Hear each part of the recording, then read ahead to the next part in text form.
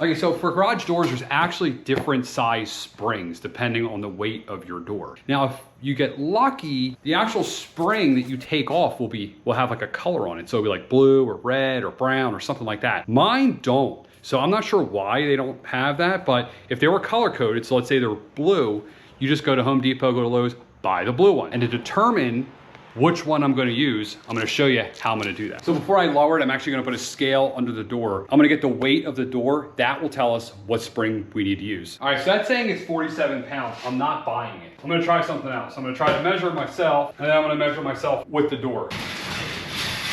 All right, so I'm gonna take the two numbers, find the difference, and that's the weight of the door. So by doing that, I'm getting around 90-ish pounds. So if I look at the actual grid on here, okay, kind of makes sense. It's the 90 pounds. It's actually the smallest spring. What I did to double check as well, the next size up spring, the box is actually already open. So I took the existing spring and I sort of compared it. This spring is way bigger than what I had on my door.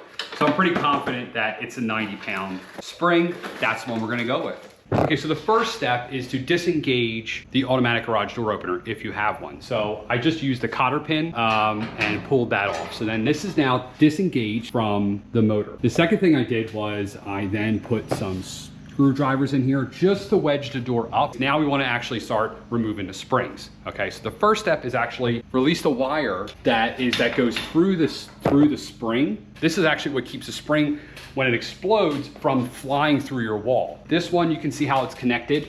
It's basically just weaved through. So I'm just gonna go through. Now, we're just going to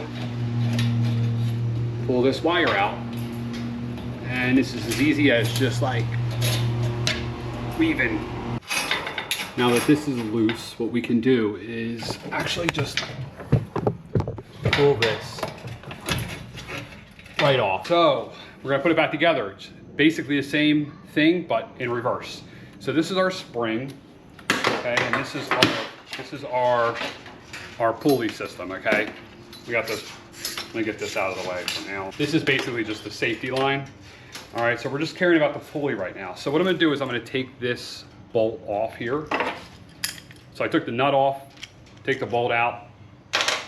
This will open up the entire cage, okay. This then allows us to then put the spring on, okay. And then we wanna put this all back together. Okay, so just working in reverse now. Now we're gonna take our safety wire, we're gonna put it through this eyelid here, and then we're gonna put it through,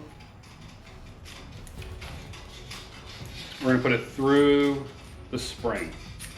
Now this is the safety cable that catches the spring when it ultimately does explode.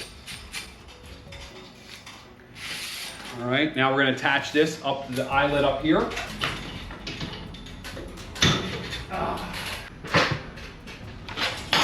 All right, now that the spring is hooked in, we're in all of our pulleys, correct. Now I'm gonna weave it through.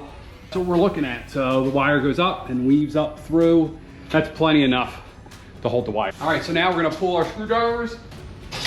We're going to lower it down. The last step here is basically to reattach our garage door opener with this cotter pin. There we go. All right, let me show you something that I did wrong as a mistake. You might do the same thing, so don't do it. So you can see here, this little piece here, this is the carrier basically for the emergency cable. You can see I have it on the side of the tracks. So it's actually rubbing when I open and close the door. You can see there, that's the way it's supposed to be. It's supposed to be on the outside. So I need to basically flip this whole carrier 180.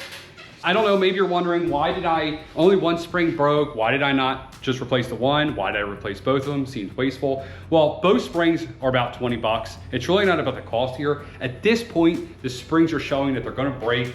They have a cycle time in them. After a certain amount of times, they break. They're a wear item. So that one was inevitable that it was gonna break, and it's actually pretty dangerous when these things break. So I just went ahead, replaced them both. Now I know I'm good for years and years and years. So I hope this was helpful. Check out www.familydiytv.com. Please like, please subscribe. I'm Mike, and I'm out.